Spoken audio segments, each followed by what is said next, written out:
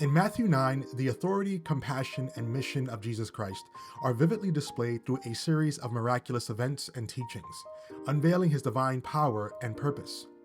Jesus begins by healing a paralytic, demonstrating not only his power to restore physical health, but also his divine authority to forgive sins. While the religious leaders accuse him of blasphemy, Jesus challenges their disbelief, revealing that his mission extends far beyond earthly healing. It reaches into the eternal realm of the soul. In an act of profound grace, Jesus calls Matthew, a tax collector despised by society, to follow him. Matthew's response is immediate, leaving his old life behind to join Jesus. In a striking moment of inclusivity, Jesus dines with sinners and tax collectors, teaching the Pharisees that his mission is to bring healing to the spiritually sick, not to affirm the self-righteous. When questioned about fasting, Jesus uses vivid imagery of new wine and fresh wineskins to illustrate the transformative nature of his kingdom.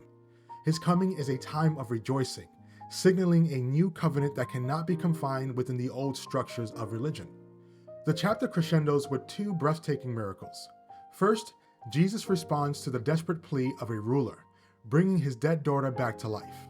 On the way, a woman suffering for 12 years is healed simply by touching his garment, her faith drawing his compassionate power.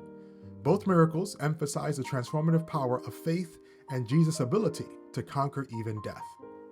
Continuing his ministry, Jesus heals two blind men who cry out in faith, opening their eyes to the reality of his divine identity. Shortly after, he casts out a demon from a mute man, restoring his speech and leaving the crowds in awe. Yet opposition persists, as the Pharisees attribute his power to demonic forces, revealing their hardened hearts. The chapter concludes with a sweeping view of Jesus' ministry. As he teaches, heals, and proclaims the good news, his heart is moved by the sight of harassed and helpless crowds, like sheep without a shepherd. He calls his disciples to see the vast spiritual need around them, urging them to pray for laborers to join the harvest of souls. This chapter invites us to marvel at the authority of Christ, trust in his power, and embrace his mission of bringing light and life to a world in need.